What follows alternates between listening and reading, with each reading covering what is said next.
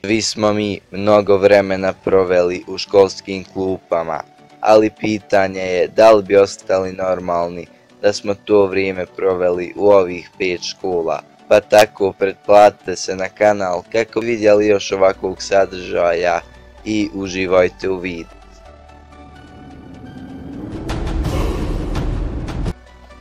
Pod brojem 1. Škola u Pećini.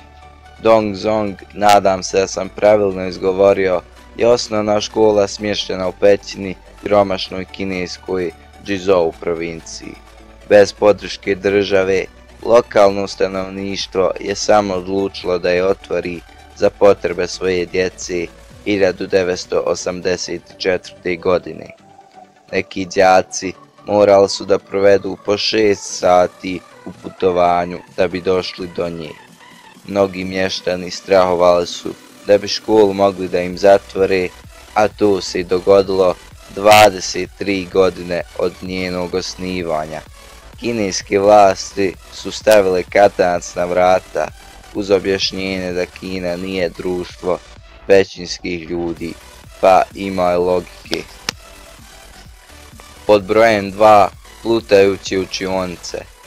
Bangladeš 2 puta godišnje pohađaju velike požare koje milione ljudi ostavljaju bez čiste vode, struje kao i drugih osnovnih stvari za život.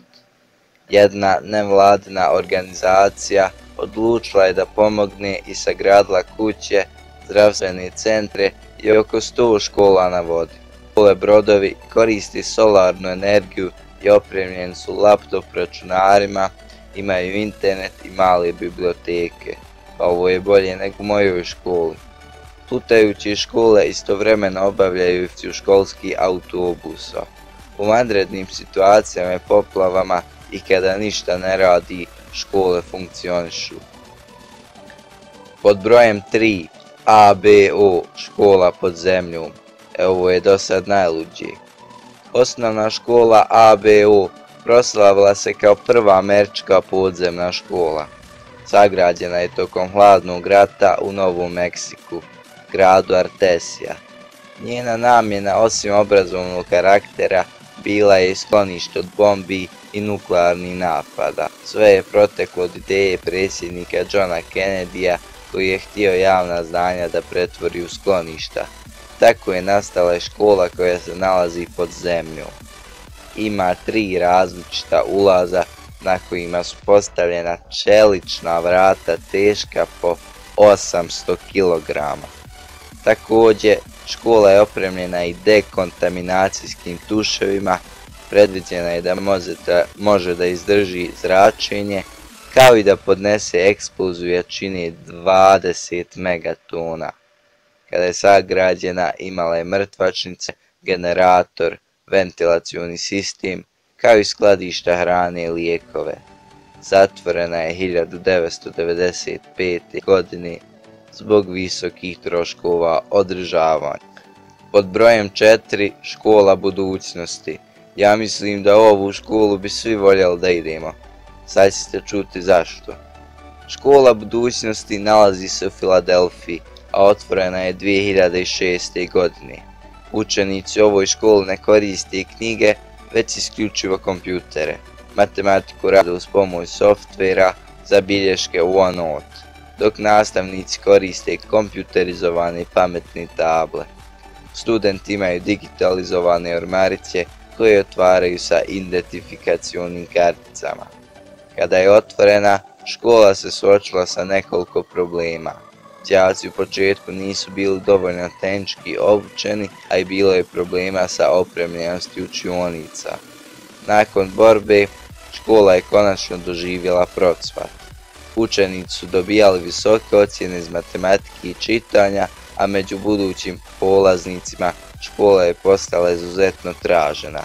Rad u Microsoftovim programima studentima je omogućilo veću šansu za zapošljavanje i sticanje diploma. Đaci tamo nemaju klasične ocjene, nema kec, nema petica. Kao u drugim školama, već se ocjenjuju skalom od nije na radaru, odnosno pao, do napredan, odnosno prošao. Nastava počinje u 9 ujutru, a završava se oko 16 sati po uzoru na prosječan radni dan. I pod brojem 5, škola vještičarenja. Pazarijovo postoji na svijetu. Ova neobična ustanova uči vas kako da postanete vještica. Nastava se uglavnom odvija online, ali ta škola ima i svoje prostorije. Pohađaju oko 40.000 studenata, izabrali su pravu stvar. Škola je prvobitno otvorena u Rosevilleu, Chicago, nakon čega je prebačena u Salem u Massachusetts. Taj grad poznat je od ranije po vješticama, a u periodu od 1692. do 1693. godine osuđeno je i pogubljeno oko 200 ljudi zbog vještičarenja. Škola je morala da bude premještena u Salem, jer dok je bila u Rosevilleu nailazila na mnogobrojne napade vjernika, koji su jednom pokušali i da je zapali. I vjernici su štitili svoju imovinu vozilima i raznim vjerskim obredima. Salem je definitivno lijepo nastrojen prema vješticama. I to bi bilo to u ovom videu. Ako vam se sviđa sadržaj kanala, ostavite subscribe.